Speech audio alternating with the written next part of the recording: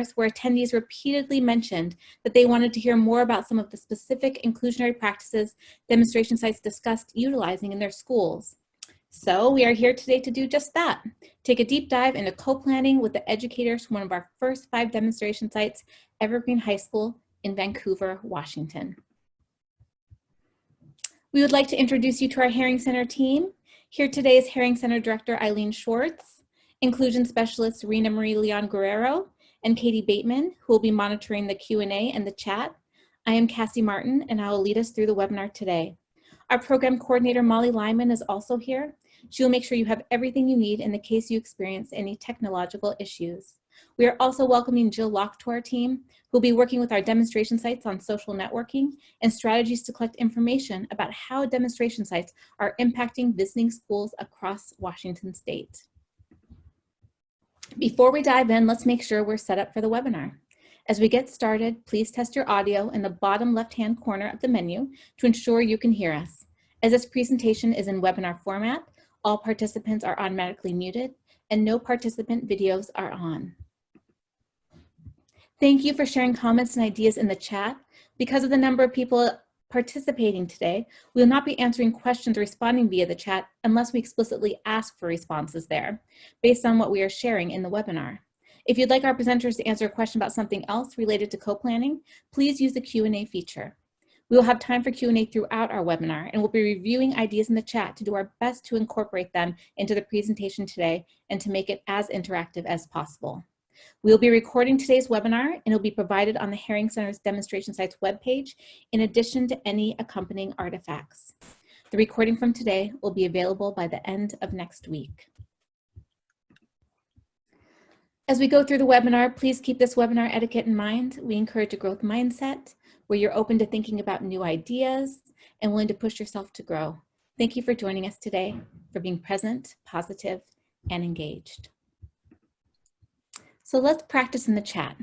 In the chat box, please share what you hope to learn about co-planning that you can take away to positively impact inclusion in your school. We'll be able to reference this information later, and it'll be used for us in future planning.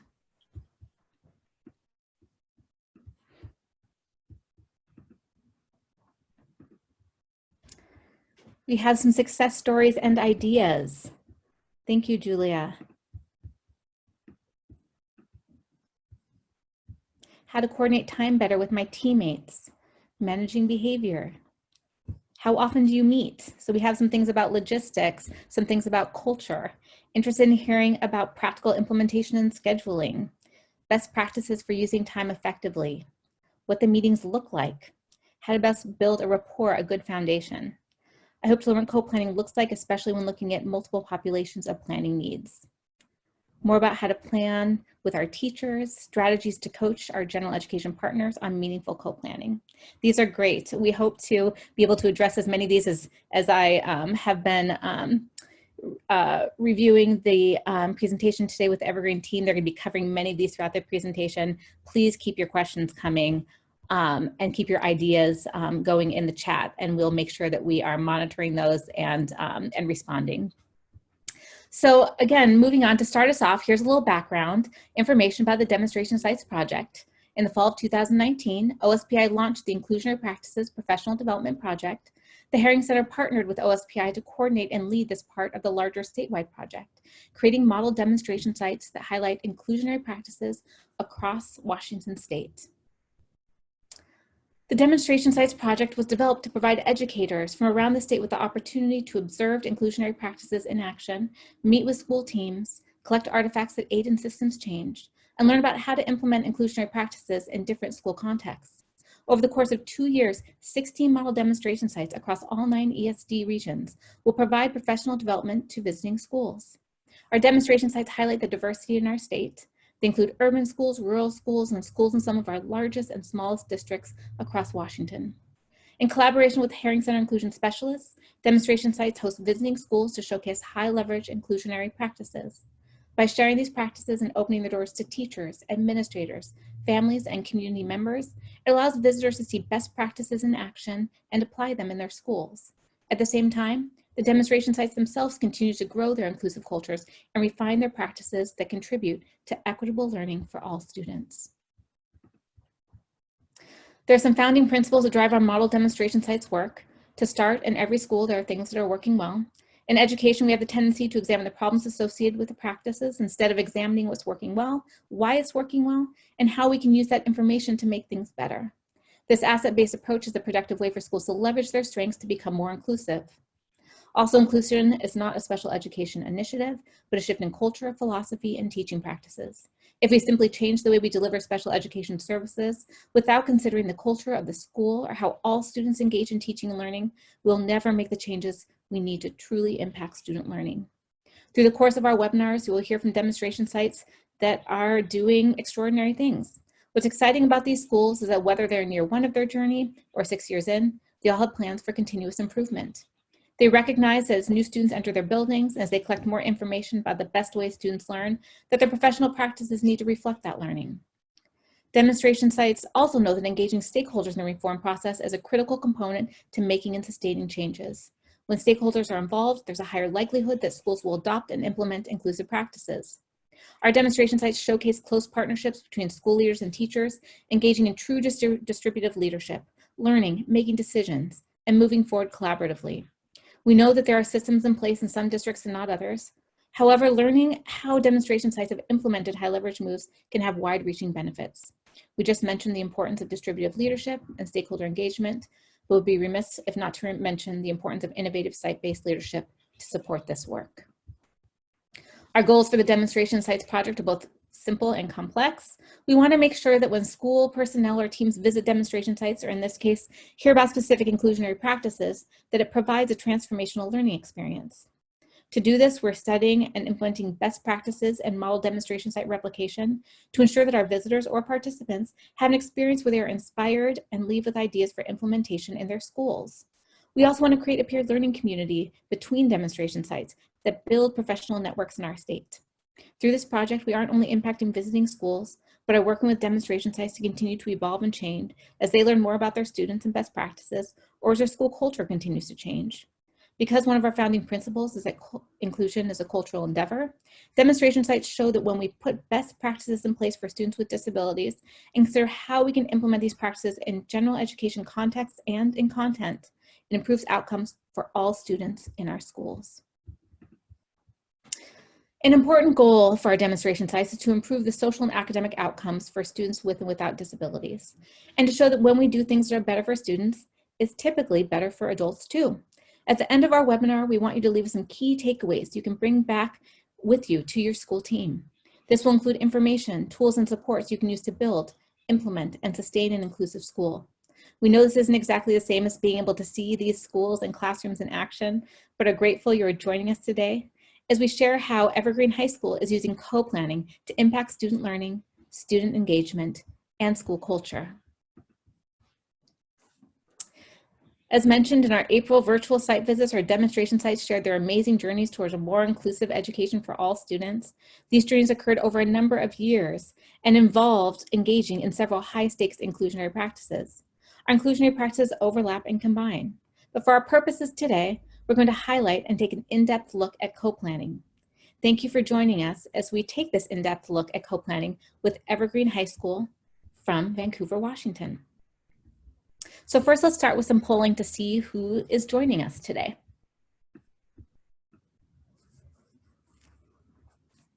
We have teachers, parents, specialists, administrator, counselor.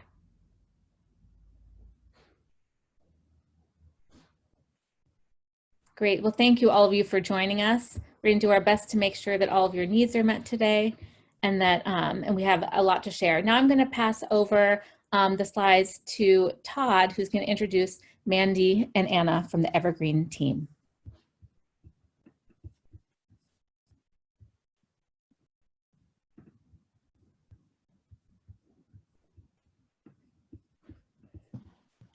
All right, thanks, Cassie. I'm Todd Karnofsky. I'm Special Education Program Coordinator for Evergreen Public Schools. And I'm Anna Capaci. I have been working at Evergreen High School. This is my 9th year now. I'm a special education teacher, and I've had a lot of different co-teaching experiences. I'll talk a bit today about my experience co-teaching English, but I've also done geometry and algebra 2 and biology. So that's going to be my focus for today. Hi, I'm Mandy Olala. I'm a learning support teacher. I'm at Evergreen. This is my 4th year at Evergreen, and I mostly realm around the team teaching aspect, which I'll go over later. I work with multiple teachers, so co-planning is very important to me and very important in my task daily to help students. Inclusive practices, I've done that most of my career, so I've worked in all aspects of elementary, middle school, and finally high school.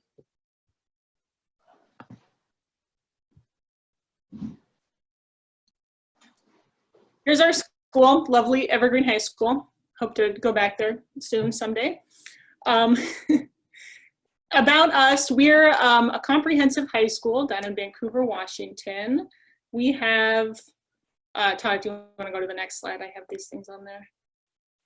We got about 1,600 students, and about 12% of our students have IEPs, large staff population, a fairly high free and reduced lunch rate, and our graduation rate has been a big focus of ours. We've been increasing that, but we're about 87% right now. And Evergreen started our journey on inclusion. It was about 10 years ago, right about when I got hired. So I've kind of seen the progression over the years.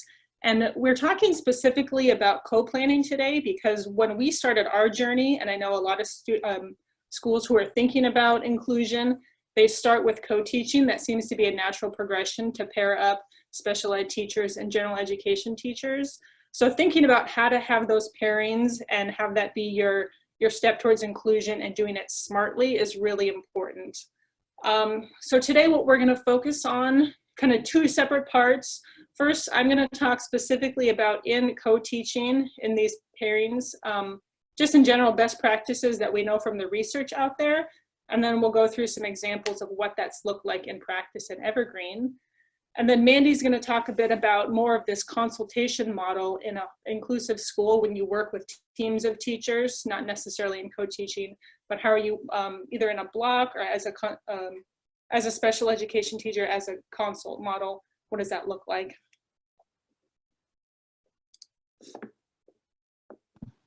And so one thing that we use in Evergreen is Goldbook.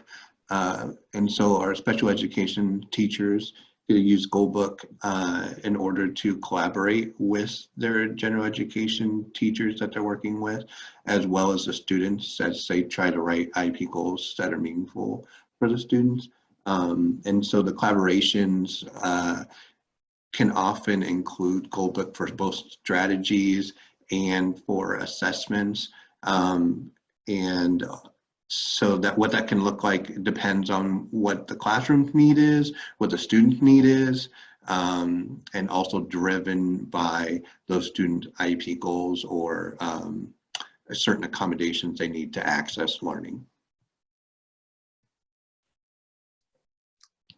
Okay, so I'm going to jump in and talk about planning and a co-teaching pairing.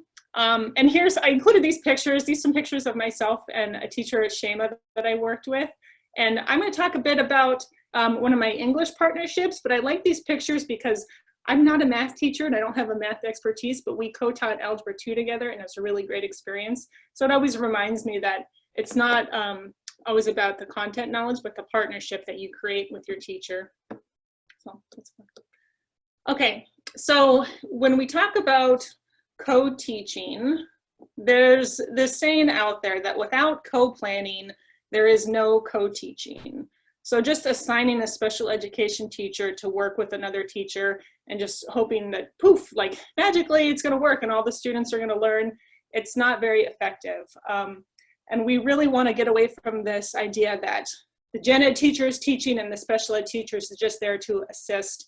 That's not really an effective use of 2 professional, certificated, knowledgeable teachers. So we want to think about co-planning as a way to maximize the knowledge and the experience of both teachers so that it becomes something greater than just 2 adults that happen to be in the same room. So some of the barriers that we've seen or that come up when you think about co-planning is if a special ed teacher is scheduled just throughout the day with lots of different teachers. So maybe first period in a language arts class, second period in a science class, third period in a history class, which is sometimes from an administrator's perspective, maybe a way to get services to all these students, but it's really working against effective co-planning. And also if there isn't planning time built into this schedule, like a shared prep period, and if the teachers don't establish routines or protocols up front for what their planning is going to look like. So those are some of the barriers that we've seen. What we want to work towards, the best practices, is building in that shared planning period. That's a pretty essential component. The teachers set aside time to reflect and plan next steps. And then really limiting the number of partnerships for our special educators, that they're able to focus on really developing strong partnerships with one or two teachers maybe. And then also that teachers really work hard to divide duties equitably. And that doesn't mean necessarily equally, like 50-50, but that both teachers are contributing equitably using their strengths. And also that teachers themselves. So I wanted to pause for a second, and down in the chat, if you can kind of put in there, maybe for some of you who have started some co-teaching or doing this in your school, what are some of the barriers to effective co-planning that you've experienced?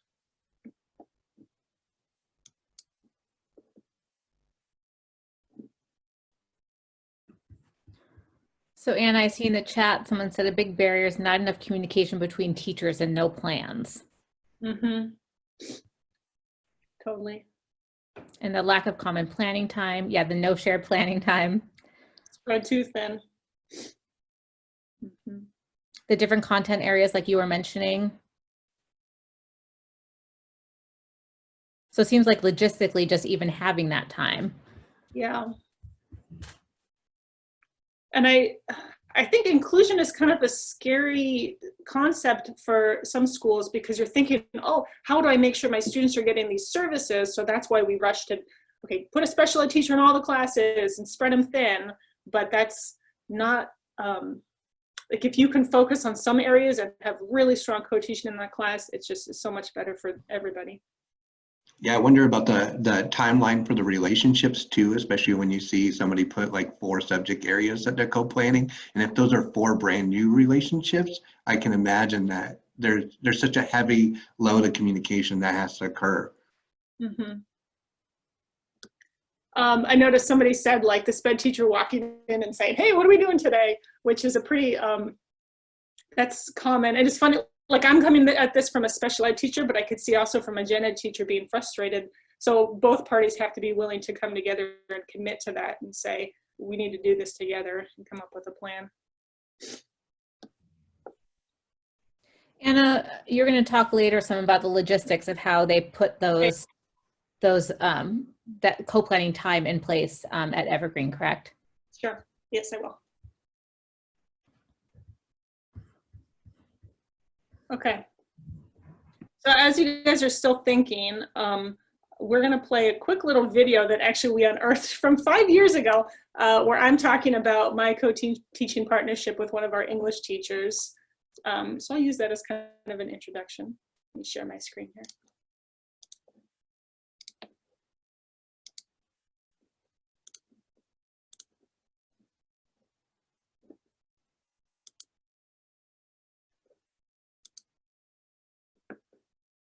In order to have a truly inclusive and supportive school environment, I believe that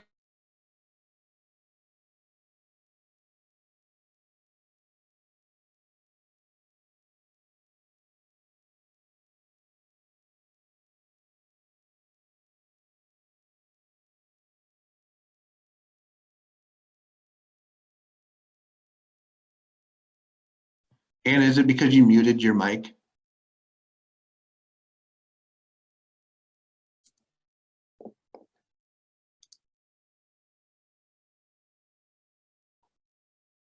Oh, yeah, let me do share computer sound. Let me try that again. Sorry, guys.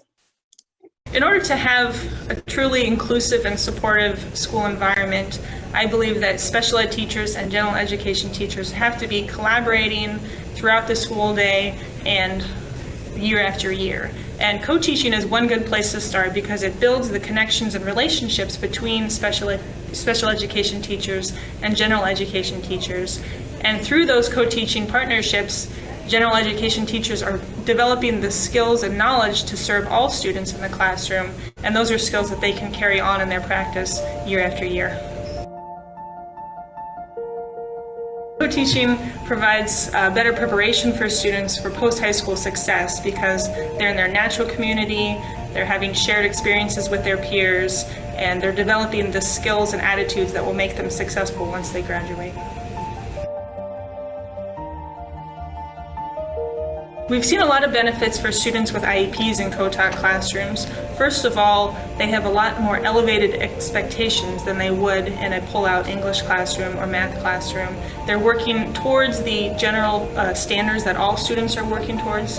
In a co-taught class, we start with the general standards and then figure out how can we modify to get all students to reach that level. And so now this is our 4th year working in the same partnership, Erin Seacrest and I teaching sophomore English. And so far, it's been a real success. We've really grown together and worked together as a team.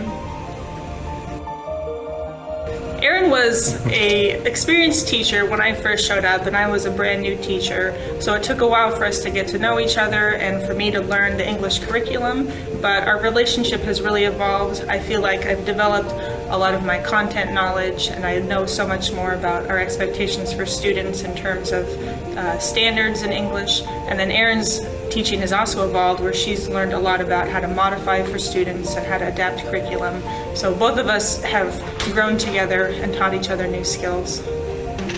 And one of the added benefits that I didn't realize before I started co-teaching, but my role as an English co-teacher places me in the English PLC for the last few years. So I've built relationships with those other English teachers. I've collaborated with them about their content, curriculum, and been able to offer guidance to them. So it's beyond just our co-teaching classroom. I've seen an impact on the school community. And we hear students report that they feel better supported and that they can get more help in the classrooms. They feel comfortable working with both teachers. So for all students, both students with IEPs and without, they're receiving the help and support that they need to be successful in English and other classes.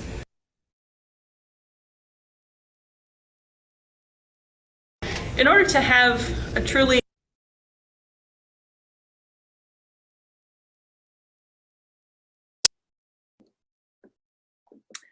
All right, so I'm going to talk in a little bit about specifically what went into that partnership and why it was really effective in terms of planning moves and then strategies that we use together as a team.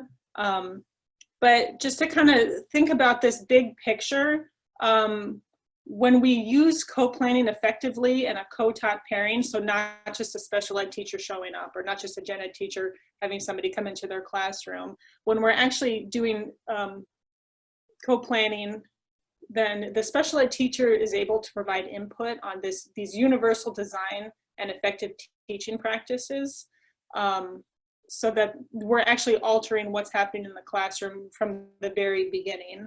And then there's a shared ownership of the curriculum. So it's not my classroom, your classroom, it's a shared, this is our classroom where we're working together to educate all students. And then also this idea that using universal design for learning or differentiation or specially designed instruction, these aren't just extra things that we're kind of fitting in when we have time or that we do for some students, but it becomes the starting point of designing curriculum. And then both teachers can really make critical decisions about what needs to be covered, taught, and learned. And I think right now, in this moment in time where we're at, where we've been doing distance learning for the past, I don't even know how long now, 4 months, 3 months, whatever. So we're getting to this point where we're really looking at what students are doing and what they're learning and trying to figure out what is absolutely essential for this student, what's essential for this, for them individually, maybe based on their IEP, but then also for this class, and getting really critical about what that learning looks like. And I think that that's a really great opportunity in a co-teaching pair as well, where like we're not just doing these worksheets because we've always done them, or doing this test because that's how we've always done it, but thinking about how can my students really show what they learn, and how does that look different for different students? So our ideas with co-planning and co-teaching are aligning pretty well with this odd teaching situation that we're in right now. And when you talk about UDL, Anna, you're also talking about looking at those accommodations and modifications that could be needed for any assignment, right? Yeah. And really kind of like what the class needs to support access. Absolutely. And I would say, like, even in a lot of my co-teaching partnerships, it wasn't like, well, you can have this accommodated assignment because you have an IEP, but not you. But so it was just whatever the students in the classroom needed, we can be flexible and work with all students, whether they have an IEP or not. So Marilyn Friend and Lynn Cook, who are some authors out there who talk a lot about co-teaching and have done a lot of work on this, they have the co-planning process in 3 steps. And in the first step, what they recommend is that the gen ed teacher who has the content expertise looks at the kind of their curricular planning, what the standards are, different activities that might usually be related to that, and assessments that they've used. They kind of think about what does this typical content look like, and then in step 2, both the gen ed and sped teacher come together and really analyze that content and figure out what's going to work for our students, especially looking at student data, like what are the IEP goals of our students, what are some of our background experiences for our students, what are their needs, and they jointly come together and figure out how are we going to meet these goals, how can we change some of these goals for students, and how can we work together to accomplish this. So that step 2 is really a big process. And then in step 3, what they say is that the SPED teacher can then use their expertise as a strategy specialist to prepare any alternate materials, come up with adapted texts, different ways of communicating information. And I think I would really caution, though, to get away from the idea that it's still the gen ed teacher's classroom, that the special ed teacher is just somehow adjusting. That step 2 has to be the most important part of this process, that both teachers are really coming together to critically think about what happens in the classroom.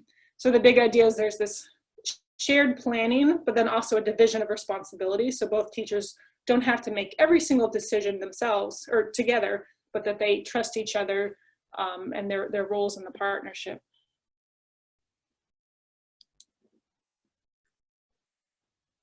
So what that could look like in action, and how I've done this co-planning with my partnership, is once a semester, maybe at the beginning of the year, really sit down and dive into the big picture. So that's when we're looking at the standards, the typical like lesson progression, mapping out unit timelines, maybe thinking about what our make's going to be.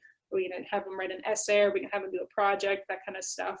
So this big picture deep dive is kind of, I think it's best done during release time from the classroom. It's not the kind of thing that you could accomplish during a 1-hour prep period. So either planning days before the school starts, or using sub-release time, which is really important to advocate for yourselves with your administrators if they don't already provide that. And because my thought is that if the administration is telling us that, okay, we're going to co-teach, this is important, then they need to really prioritize it and provide this sort of planning time for teachers.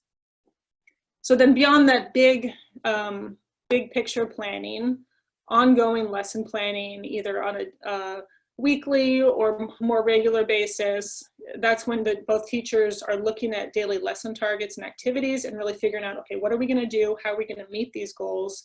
And then figuring out, I'll do this part, you do this part. This is the part I'm going to teach in class. This is the part you're going to teach.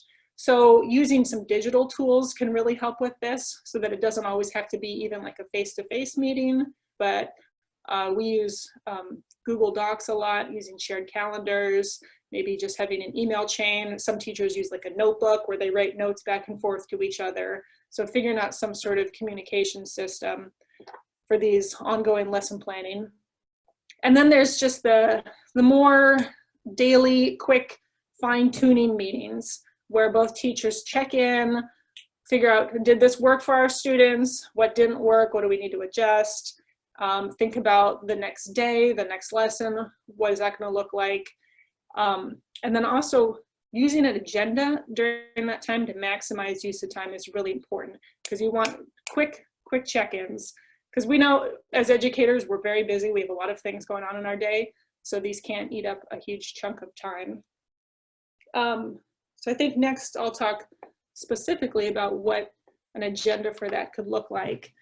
So thinking about using common planning time wisely. So ideally, if both teachers have a shared prep period, that still maybe is only like an hour a day if you don't have block periods. That's not a ton of time, and our prep period is precious, we know. And as teachers, prep time or planning time can get eaten up by a lot of things. Sometimes it's, students coming in begging for something, other colleagues coming in. Teaching can be fairly isolating, so it's nice to have just some time to chit chat with each other. So sometimes we can get off track just talking about random stuff or social stuff. And then of course, as special ed teachers, I know I always am thinking about like, oh, I have this IEP I have to write, I have all this other stuff to do. So we have other work duties that might distract us. So it's important to set aside this time when you know that you're planning, and just make it focused and commit to using that time and being present for your co-teacher. So in order for that to happen, really both teachers have to buy into that and agree to it beforehand. Because I will say it's easy to get started with a partnership and then find like November rolls around and you're thinking, oh, this isn't really working, or I'm not super happy with how this is going. So it has to be a really honest and open conversation that happens at the beginning of the partnership, at the beginning of the year, and saying, this is how we're going to work together and this is how we're going to use our time. And part of that, I know in a lot of books I've read about co-teaching, they'll include like personality surveys or like, what's your communication style? So take your online quizzes or whatever. But I think it is important to recognize that we all have our own personal approaches to like collaboration and communication. So maybe I'm much more, scientific in how I think about it. And I want to have a checklist and I want to go through this and this and this. But I know my partner likes to kind of circle around ideas and think big picture and more holistic. So there's no one right personality to be in a co-teaching partnership, or no one right to approach it, but just as long as you recognize your own communication style and then your partner's communication style and take those into account when you're working together, and to be upfront about it. So like say to your co-teacher, like, it makes me really anxious when I can't get through my checklist of items in a day. So I want to make sure that we have a good agenda and we can get through all of our planning we want to do during this hour. So it's just kind of some background thinking about that. But when two teachers are working together to plan, I would say always set an agenda, and it can be the same agenda every time. I have some suggestions here of just items to add to your agenda that you maybe should review every week or every time you meet together. So one is just looking at the upcoming instructional plans. So that's just, refreshing yourself on your the unit progression, assignments that you're getting to, reviewing student data. I think it's always really important to constantly reflect on, is this working for our students? What's being successful? Which students are falling behind, and how can we adjust to help them? And then me as a special education teacher, it's always really important to think about, how are we including that specially designed instruction? How are we fitting that in to meet the students' individual needs? And then just basically more procedural stuff like delegating tasks, who's gonna call home on this kid, who's gonna grade this, that kind of stuff. And then another really important thing, which can be really hard in professional relationships, but is actually checking in about how things are going. You don't want little frustrations to get out of hand. So just dealing with things and talking about what's been working, what hasn't been working. I often think of a co-teaching partnership is a lot like having a roommate that you spend a lot of time with and you're all kind of in each other's business. But like, if it works out well, it's great, but you can't let things fester until you're like frustrated with each other. So having that time to check in and handle any sort of interpersonal things is really important. And would you say also using those resources that are allotted to you through the collective bargaining agreements, like in Evergreen Public Schools, we have 20 hours of release time for all our code teachers that can't find time during the day. So throughout the year, you can use up to 20 hours to plan or get release time to do some of this planning. And some of that is also used for going and seeing other code teachers in practice as well. And so there's some really neat opportunities with those 20 hours that are really helpful. Yeah, so like I said, like if your district's gonna prioritize inclusion and co-teaching, then like you need the supports. So I'm really grateful that at Evergreen that we have that sort of recognition for planning time. So, and I'll touch upon that in a little bit. So I'm gonna talk a little bit about myself and Erin, who in the video that I showed. So we co-taught sophomore English together for 4 years. And like I said, in the video, when I first started Evergreen, I was a brand new teacher, just out of grad school, and Erin had been teaching at Evergreen for several years and had been doing lots of different levels of teaching, some AP classes. So she had a lot of different experience in the building. And when we started teaching, so back in 2011 is right around when Evergreen was just starting with our inclusion. So we had a lot of students in our classroom who had never participated in a general ed English or language arts class before.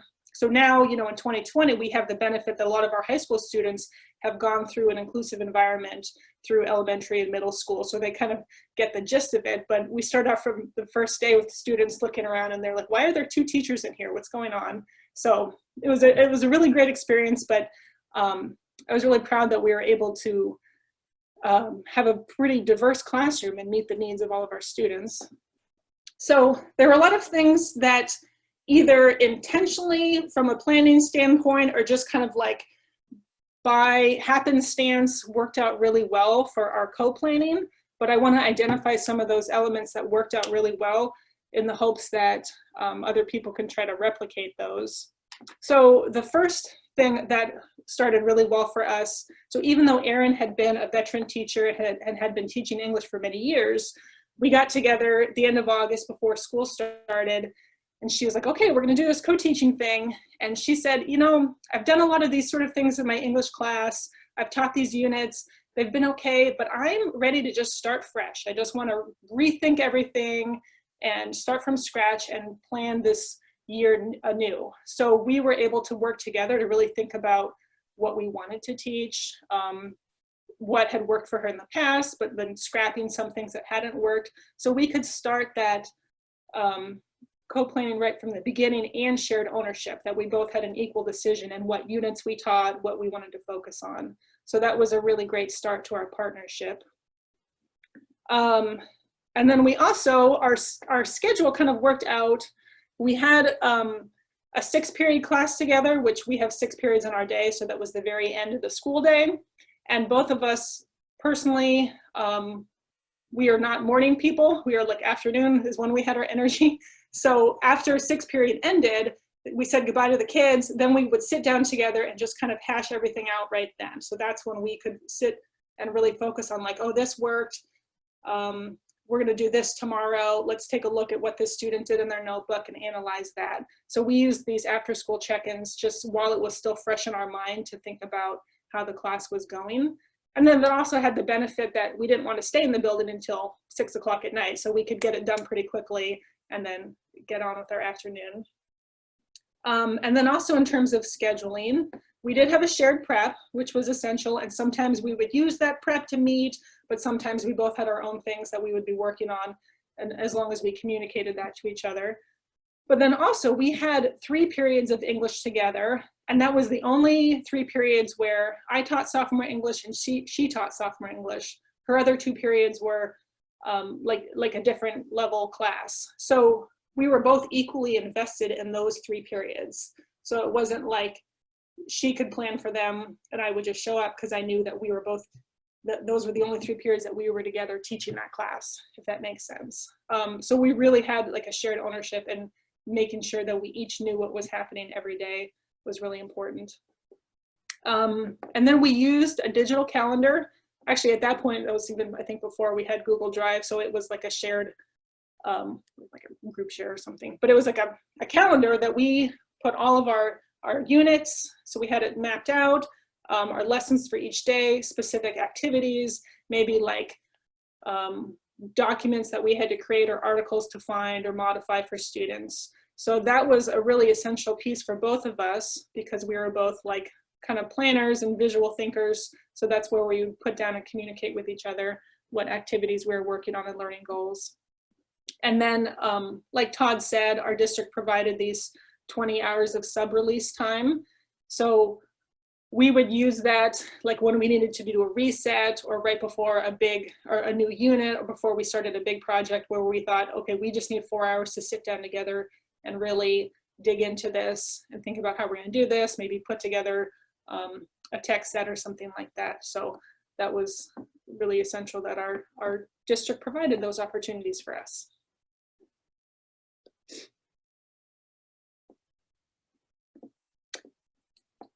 Okay, so before I start, I think we all want to pause and think out in the chat. Is there anything that Anna was saying that you will take back? I know from my experience that checklist is the agenda is huge for me. It keeps us on track. And then we also kind of have proof of what we did. So it kind of gives us like, oh, we did this. So is there anybody that's, has any questions so far for Anna or Todd or myself? And writing down something that, just like one little thing that you could take away for that, Yeah. and apply in your own teaching experience. Yeah, even if it was like, how would you get started if you aren't already doing co-planning? Like what were some things that you heard that Anna shared that would allow you to get started or move forward in what you're already doing? And so that they like the agenda and checklist, agenda and advocating for time is really, for me, the skies opened when I got a shared prep with my person I was working with. It was like, okay, now we can really do stuff because we can plan. Yeah, building. Anna that says, that was it just the two of you? Is there only one teacher for sophomores? So that's actually a great question, because then if you're thinking about how are we planning this in our whole building, we're a pretty big school. So there was, at that time, we called ourselves the Varsity PLC, like we are very close. So it was my, Erin and I, and then there was, I think, 3 other teachers who taught sophomore English. So in terms of scheduling, we would think about looking at the students and figuring out who would be a good fit for this co-taught class. And it wasn't, what's really important with co-teaching too is that you're not just putting all of the students with IEPs and the low needs gen ed students maybe, but that it's an actual diverse mix of of students, but being really thoughtful about who we place in that class. But then in our PLC, I could work with the other gen ed teachers who are teaching sophomore English and collaborate with them on how they're planning for their other students. But maybe they might have students with IEPs in their class who are not as high needs. And yeah, so it's really a team approach in how you're thinking about it, which is kind of the next step of what we're going to talk about. But that's how you think big picture about what inclusion might look like at a grade level. Because I really love how you talked about how, your gen ed partner had all this content knowledge, was a veteran teacher, but you guys were all able, and you were a brand new teacher, and you were able to really, really develop this relationship and really you started fresh, you mentioned, kind of really looking at the essential standard. And I think that that's really important. I also know someone asked a question in the chat about what if people don't want to co-teach or what happens, but what happened, how is this culture at Evergreen High School developed to really facilitate this different way that you were engaging students in teaching and learning? Well, it started out in kind of a volunteer, whoever was interested. And I personally think that you have to buy into the idea of co-teaching. It's going to be pretty miserable for both people if one person is resistant. Yeah. But I think by showing how it's successful in a partnership, then the rest of the school can see that culture shift and can start to think oh, you know, maybe this would be really beneficial for me. So I think there's a part of it that you have to win people over first before you just plug a special ed teacher in their classroom. But then also we know that that's, you know, maybe there's an area where we're seeing that students are really struggling and we need to have a co-teacher working with that person. So I think it comes down to finding the right partnerships, being really smart about who you're pairing together, and then giving those two teachers time to bond almost. I know that sounds a little cheesy, but like to build that shared sense of ownership. Mm-hmm. But I agree, that's a really hard part of it, because we do have, like, some gen ed teachers are totally on board and some are really resistant and they're like, this is my class, this is my content. And then even some special ed teachers are really on board, they want to work, and then some are, they don't feel comfortable doing that. So it's not easy, but it's just kind of an ongoing process in the building. Yeah, I think the greatest compliment I ever got from one of my students was that he could tell we were friends. And they liked that. They're like, are you guys friends? And we're like, yeah, we are friends. So it was, that to me was like, I knew what we were doing was working. And I do want to point out, this question always kind of comes up. Oh yeah, Todd answered it too. About a third of the class should be students with IEPs. People always ask, what's the right ratio? And it has to be, it can't be just like a remedial class. It has to be truly inclusion, which shows like a mix of, because we would have students who were like identified as gifted and talented in our class. So you have to have a whole mix from high to low, but no more than about a third students with IEPs. Yeah. Okay. Okay, I think, Todd, we are ready for the next slide. I think that's me.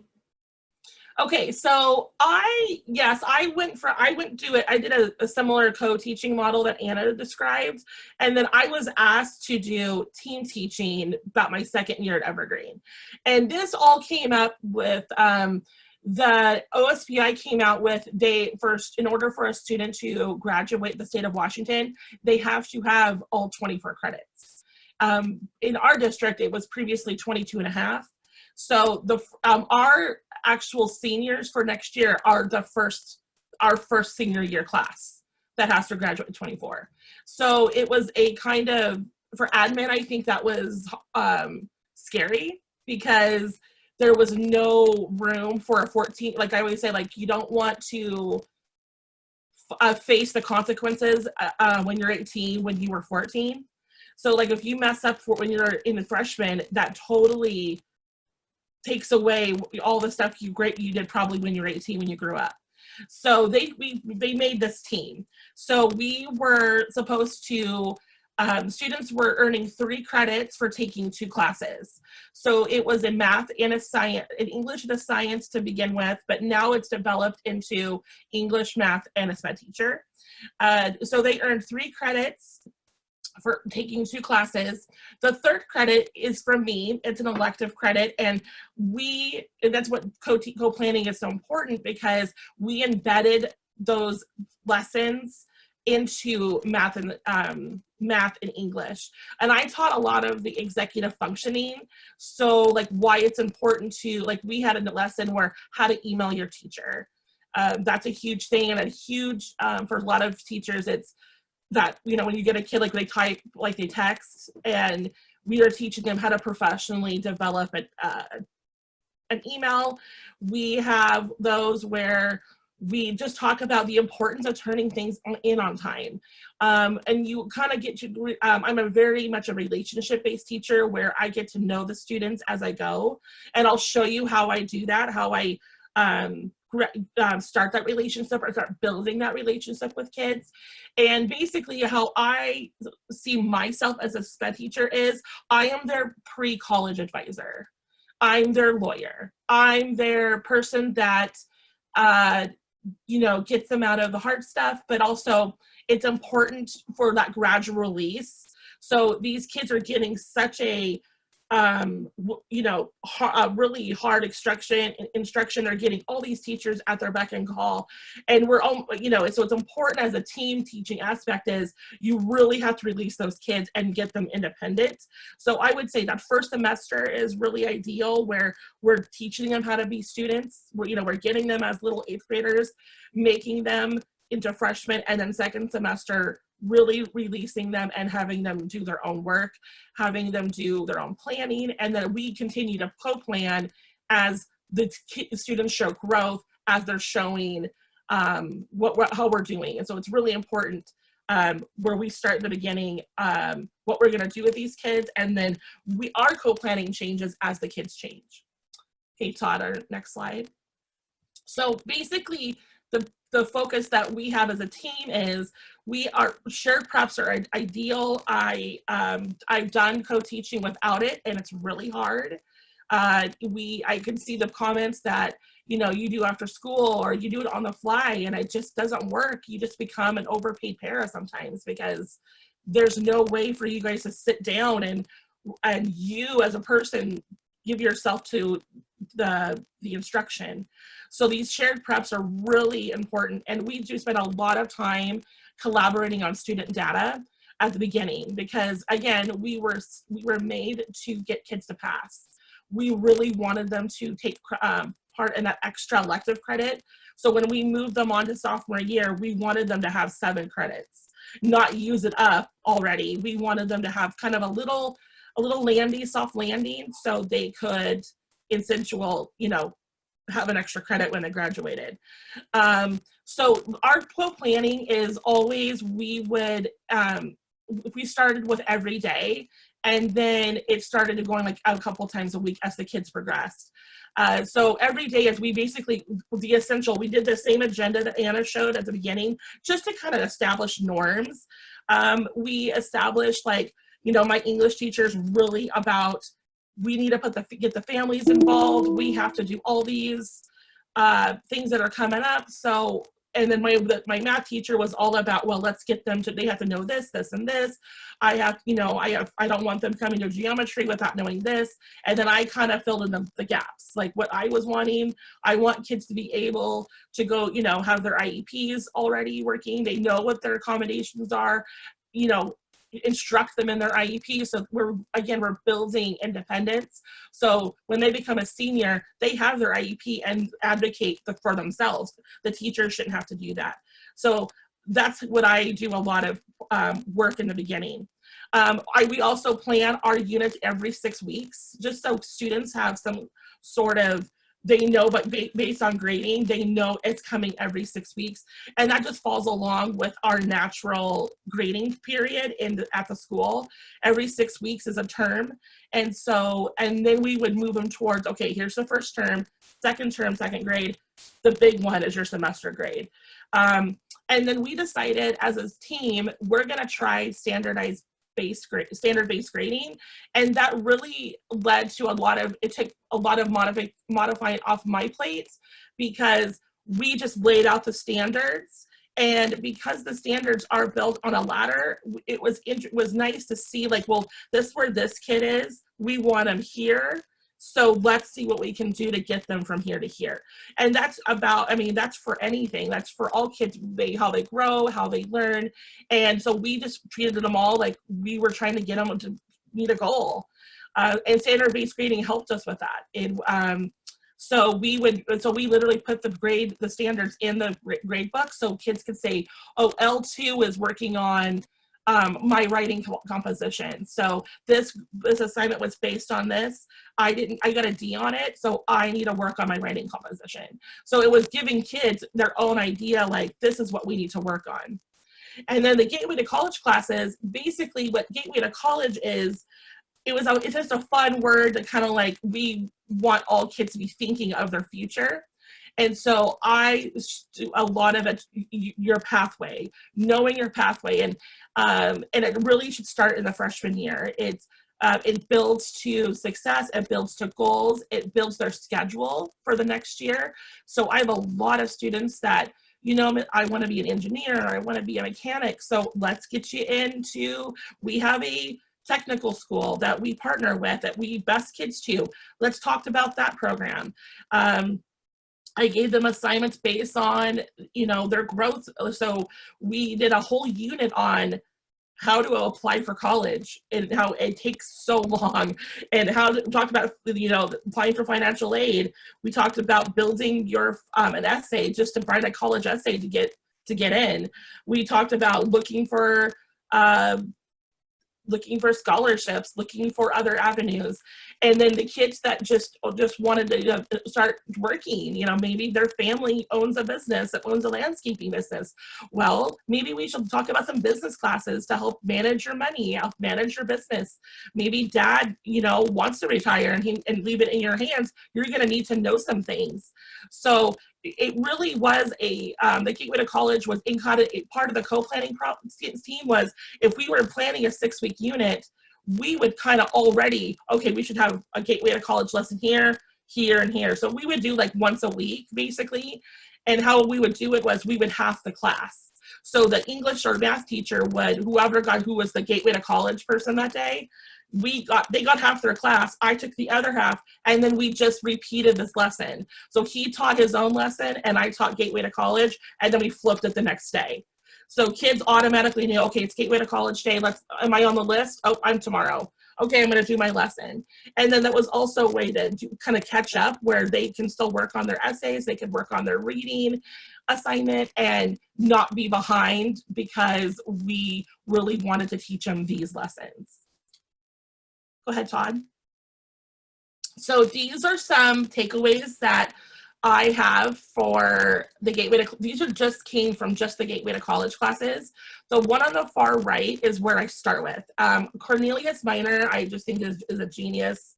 I think he knows kids. We think alike. We have the same philosophy with all students. Kind of like, I've never met a bad kid.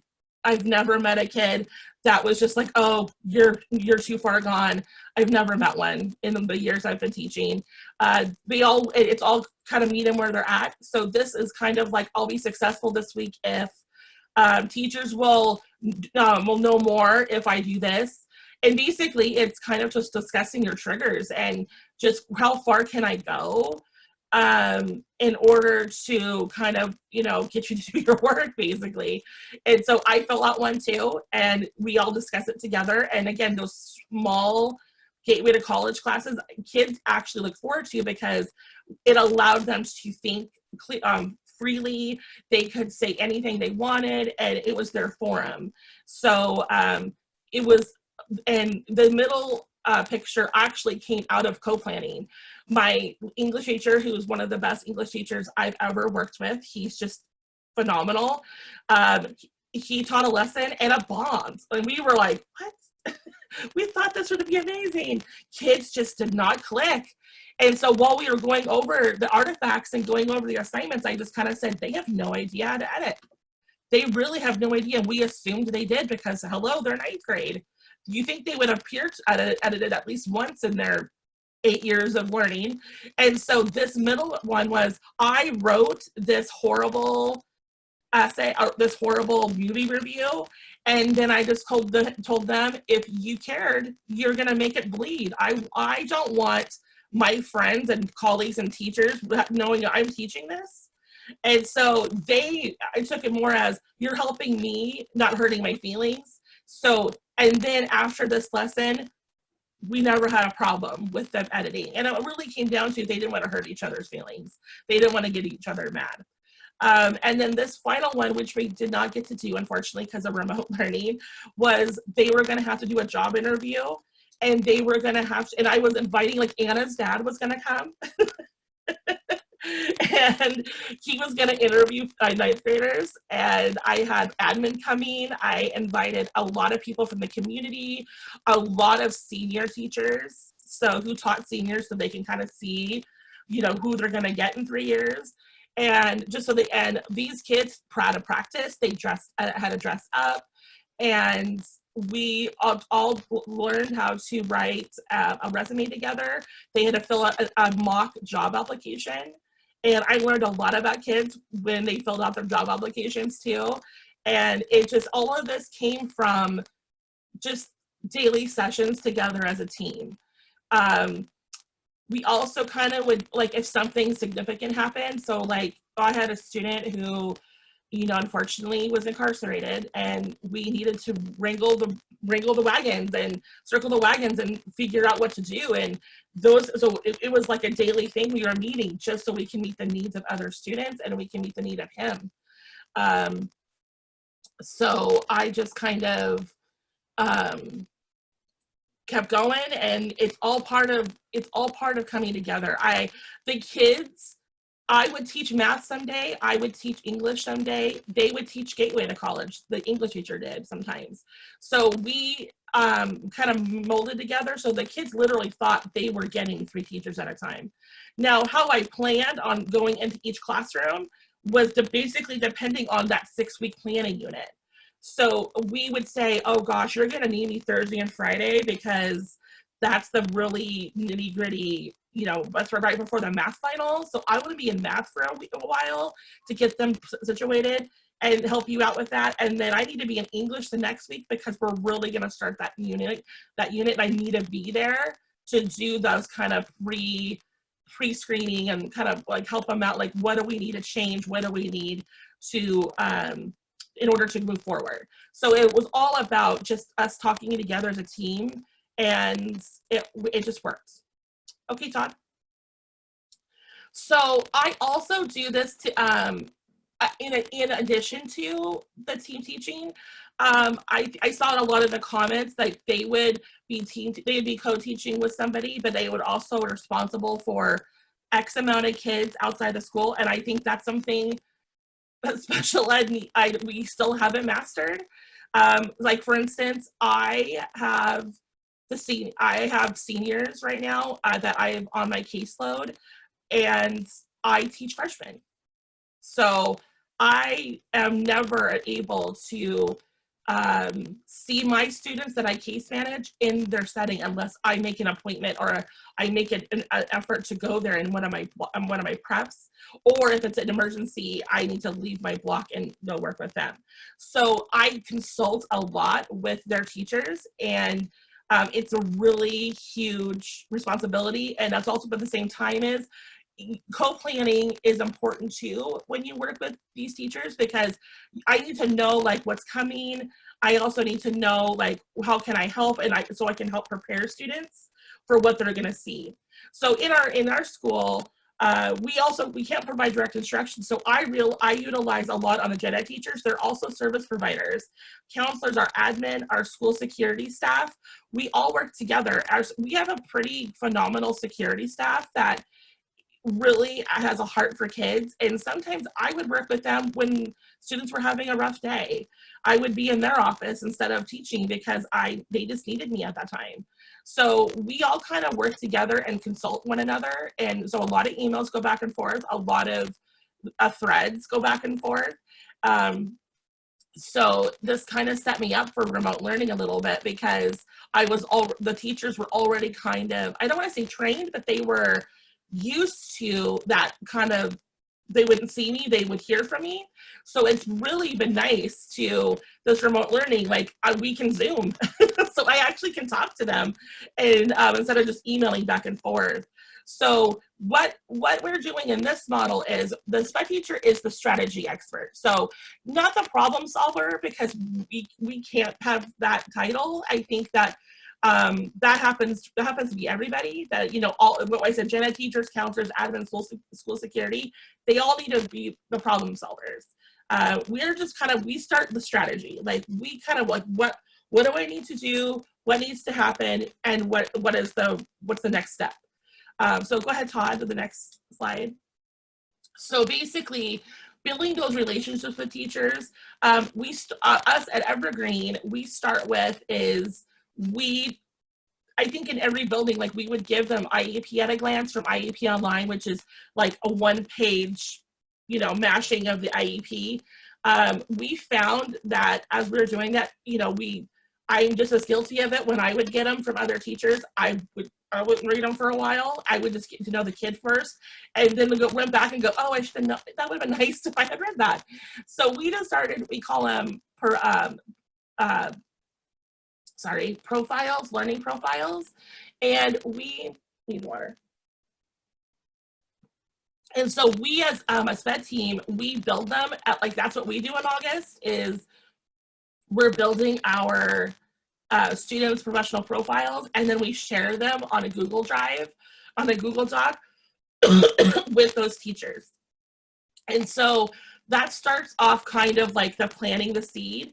And then we kind of building relations with the teacher. What I've learned in working with teachers that I don't teach with, and that kind of brought on where, what happened with, you know, if you don't get along with that person. And what I basically bring around is, I think that teacher thinks, oh, I already do these planning, I already provide this service, and then I have this teacher coming in and tries to, you know, fix my work, and they kind of get a little, not offended, but like just kind of just like, who are you, kind of, you know, like I'm a teacher here and I know my craft. So I think what I do first is I just educate myself on their grading and assignment policies.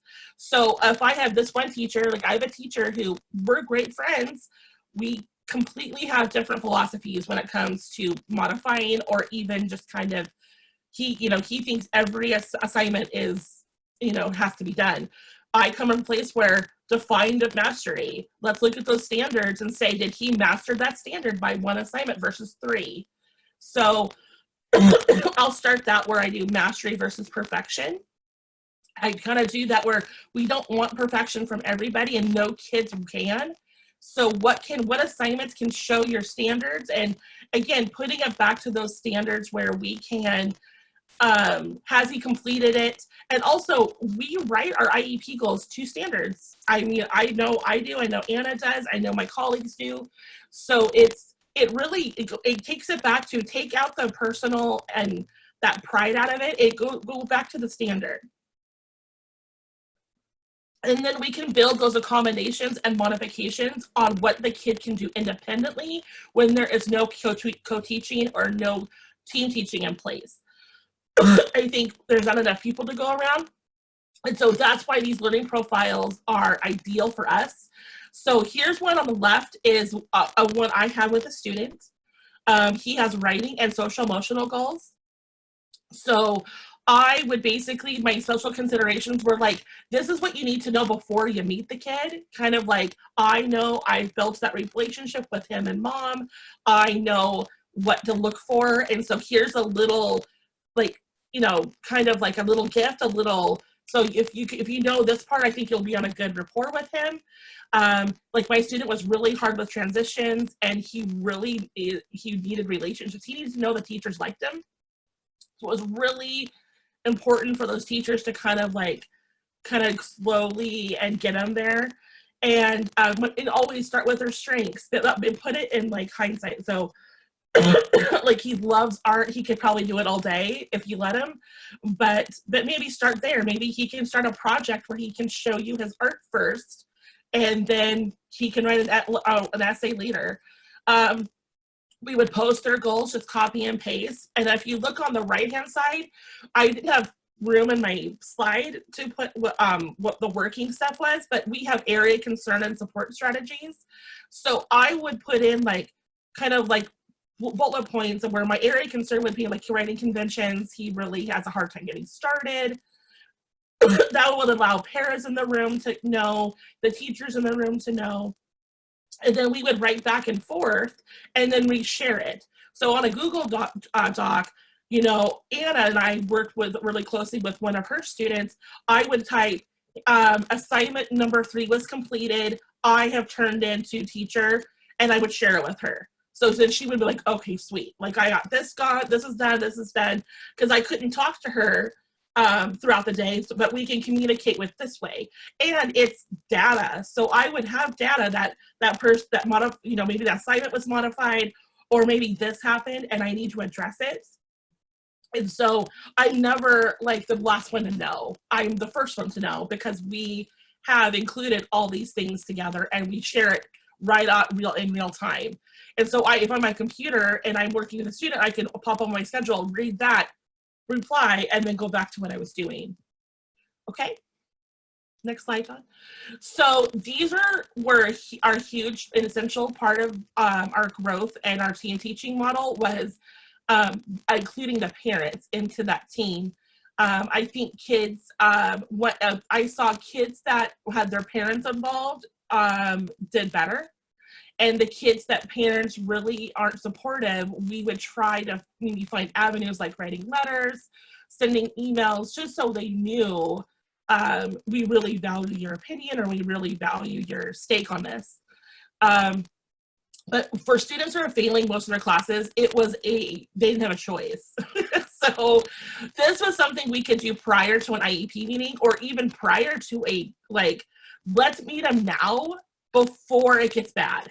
So before they become bad habits, let's nip this in the bud first, and then we can work to see that, where I don't have to make a phone call. Every phone call has to be negative. I don't have to do this. So, and a lot of times when I put it in position of this way, I get most parents and I get most teachers involved. It's funny. When I don't include IEP meetings, I get the most feedback. Oh, I can, because I think it was teachers also had a stake in it, where they also had a say. And in IEP meetings, I think we are the leaders and we're the creators. So they don't think that they have even though they do, they don't have any say in this stuff. So what I would do is I would call the parents, or I would email the parent and saying, hey, Billy is really struggling in all of his classes. I'd really love to advocate for him. Would you mind coming in? I can wrangle the teachers. Let's make a plan for him, plan for you, so you have you know what needs to be done. So, and then let's see what happens. So this was literally a document I made. It took 5 seconds. I just made a table on a Google Doc, emailed all his teachers. I got responses, copy and pasted their responses in the boxes. And then my handwritten notes are what came from that meeting. So I would during the gateway lessons, I would pull that student aside and say, what are you going to say? What do you want to say? And then we would prepare them. Again, that's executive functioning, where we would prepare them to run a meeting, and just basically said, I'm lost. I don't know what to do.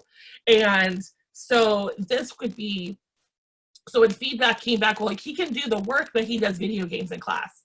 So the kid was like, I know, like, and the thing is, I'm shy. So if I don't know what to do, I'm just going to go back to my video games, because I know people will leave me alone. So like that kind of stuff came out of the meeting. He needs to self-assess. His daily warm-ups would work for him. So Long was hearing all the positive stuff, but also meaning like, okay, we need a little push here. So we would like schedule another meeting in 30 days to see how we were doing, or maybe just make a phone call and say, this is the improvement we're doing. And I will say, because my team and I did this, it made remote learning so much easier, because I already had reestablished relationships with most parents. So it wasn't hard to get a hold of anybody. I was able to check in with kids. I was able to check in with parents, because they felt, like, oh gosh, now I see the work you were doing at school, and then I'm now having to do it at home with him without you there. So I do a lot of meetings, but they're all been positive, because I have established these relationships with teachers. And in part of our planning that was one of our non-negotiables, was we have to meet parents. We have to call parents. We can't just be like, and then after you keep doing it, it doesn't take very long. And it ends up being great. And the parents are like, oh, they're actually a nice person. So, and then, this kid was on an IEP. So all I had to do was then transition that personal profile, add this data, and then Todd, our next slide, which was his IEP. So his IEP, that meeting was probably 4 months before his IEP. So we had already established, like, okay, this is what he's doing. Yes, he's on an IEP, but what can we do to fix it? We use the standards to find them. And so the right story drafts, the structure, style, revised, grammar, conventions, all of these things were assignments that he did. And then these are the data we had. And I had assignments to back up, this is what he did. And how we explained it to parents was 70% was on track. He had met the standard if he got a 70%. So 60, so that was his new goal. is 60%. So this is literally a chunk of my students' present level. I just changed this, you know, I made the name. And so I went to my English teacher and my math teacher, and because I knew, I had to write Billy's IEP, and they thought it was gonna take hours, and I came back to our meeting, and it was like 20 minutes later, and they said, what are you doing? I go, I'm done. Because all of our co-planning and all of our work, all I had to do is just type it. And so it was just kind of, it was the first light bulb I think I had as a sped teacher was, wow, all of those days, all of those times co-planning together, I now see the benefits of it. And that student now, before remote learning, was back to A's and B's. So because we, you know, I think you saw as mom was on board, we were all on the same page. It worked out where that kid could see, okay, I'm not by myself, and all of these habits I had by, you know, going back to myself and regressing is not going to work anymore because people are just going to get in my face, hence me, and I'm not going to allow you to go over there. So this was probably the easiest IEP I've ever written, and I was really happy about that. So Anna, Yes, Anna, like I use the purposeful co-teaching personally. I love it, but Anna came up with all of these, so I'll give it back to you, Anna. Well, these are just some resources that we've used in our building. So this Teaching in Tandem book we used in a book study group a little while ago, and it's pretty like short and concise. The personal teaching offers a lot of different like those strategies and different like templates for planning with your teachers. So we've used that in our team teaching groups here. And then this this other book, The Interactions, is a textbook. So it's Marilyn Friend and Lynn Cook's book that covers a lot of different ways to collaborate within a school team. So not just with co-teaching. So a lot of good resources in there that I've used. So I just wanted to put like, we didn't make this up. Like this came from actual sources.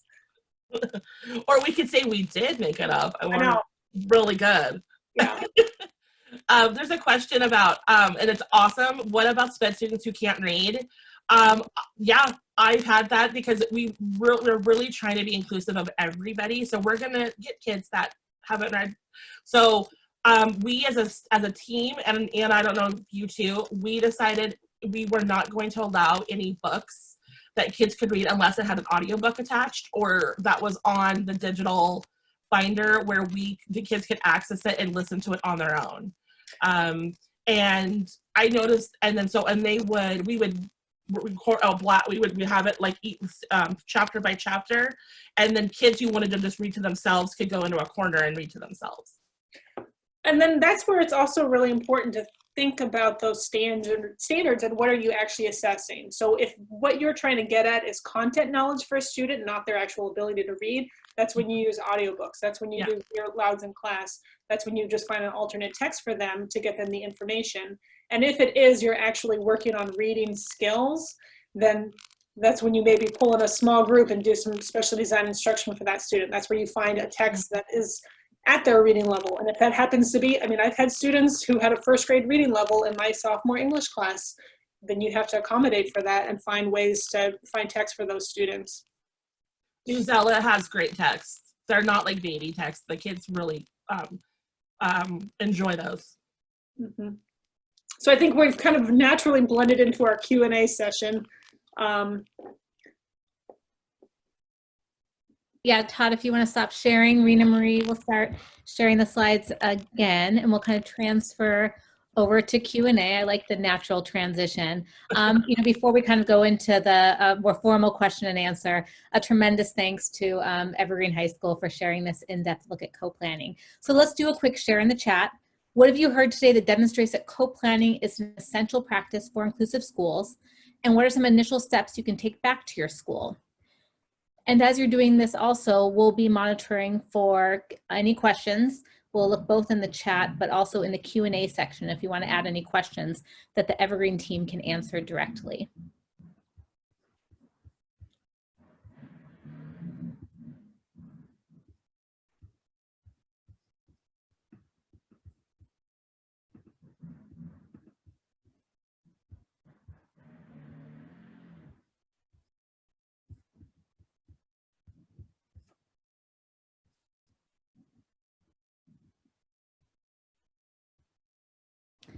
Mandy, I did notice earlier there's a question about, and Todd answered part of it, but around the executive functioning, if that was a separate class, if you embedded that instruction within the core classes. Yes. A lot of times that was part of our planning session. So they would literally, like, we would put a desk calendar on the table and say, okay, so here are the 6 weeks. Here's the, the first week is this, second week, I have something in my head I want to do it this day and this day and this day. So we've already had like our 6-week unit planned, and we already had the gateway classes assigned. And, it came up where I think one time we had to reschedule, and we just literally do you want to make it Monday? Yeah, let's make it Monday. It was all part of the co-planning. So I had teachers that were really great and saw value in it, and really enjoyed having half that class time to they could work with kids that they were wanting to work with, and then I can work on them with someone else, and then we would flip, and then so the kids in 2 days would have the same thing. Great. Another thing that has kind of been coming up in the chat and the Q&A is around kind of the timing. So if all of you want to clarify, it seems like there's both kind of the regularly scheduled time for co-planning that you have built into your schedule. And then is that 20 hours is additional, correct, to do some more in-depth co-planning? Can you talk about how those are very different? So the 20 hours is provided by our district to be used in 4-hour chunks. So they'll pay for a sub for 4 hours for us to actually get out of the classroom, even leave the building, to do that big in-depth co-planning. So that's, it ends up being, like 5 times maybe throughout the school year, which is pretty significant. So that's different than having like a shared prep period where, and I'm not going to say that every teacher has to, always meet during your prep period or always meet during this time. It's kind of up to the partnership to figure out when is the best time for them to meet. So maybe that's every Tuesday and Thursday during their prep period, and they commit to the agenda during that time.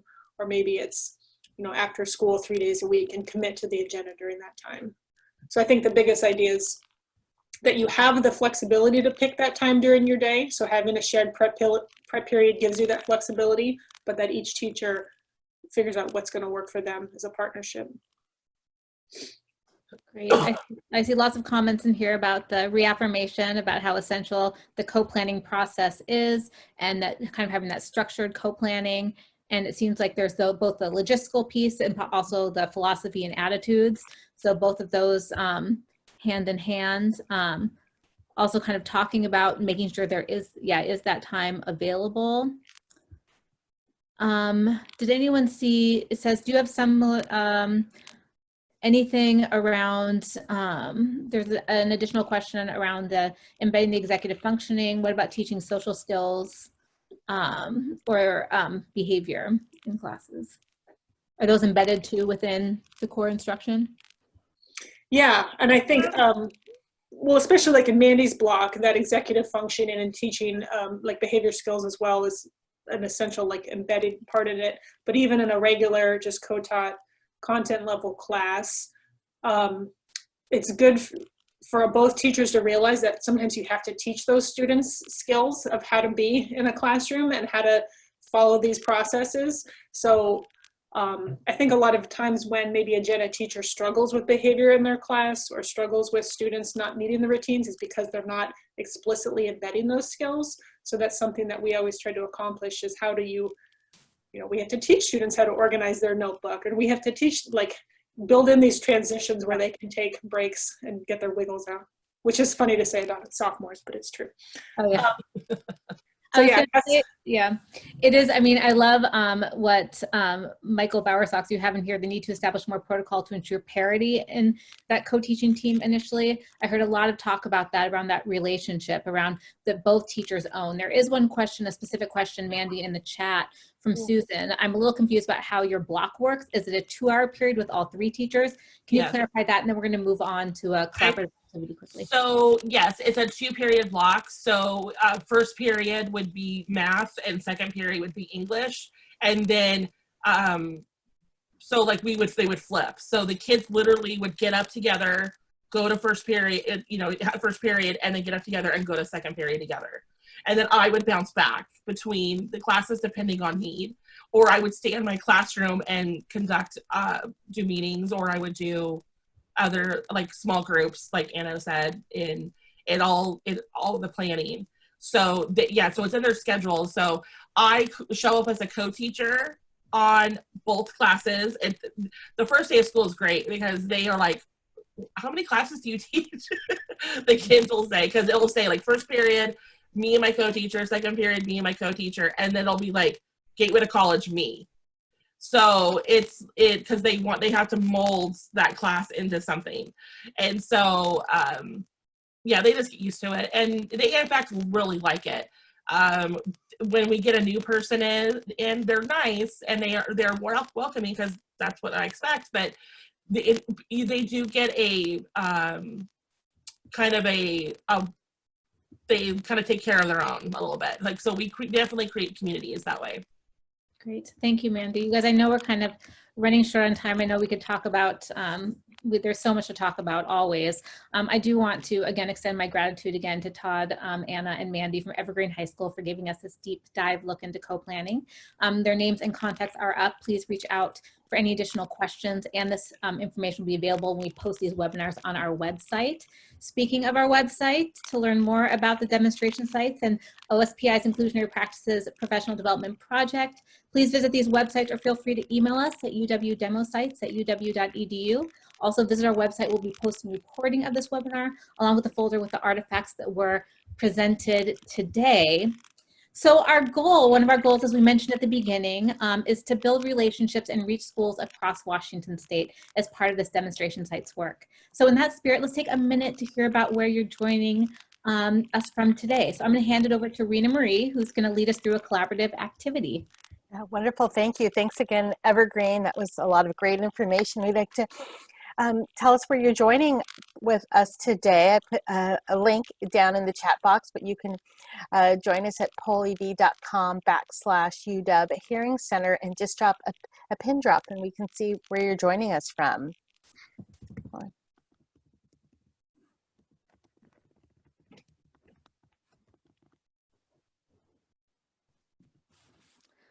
Wow, it looks like we have folks from Kitsap. We have Whatcom County, Snohomish, King County, and Pierce County here today. Franklin County, we have ESD 123 joining us here today. I see Cowlitz down below. Clallam and 114. Skagit. Some more coming up in 112. See 171, ESD 171 represented today. And 105 in Kittitas and Yakima. This is fantastic. We're all so happy that you're joining us here today. And it's nice to see just the representation from across the state of Washington. Thank you. We'll leave this up and allow you to do that for a few more minutes. But I'd like to mention that we would love to get feedback about our session today. This will give us information we can use to effectively share demonstration sites inclusionary practices in this webinar format in the future. Please click this link and fill out a brief survey through Google Forms. This survey is anonymous. And also Molly's going to be sending clock hour forms to those who are in attendance directly following this webinar. So receive those. A big thanks also to OSPI and CSTEP for their partnership in this project.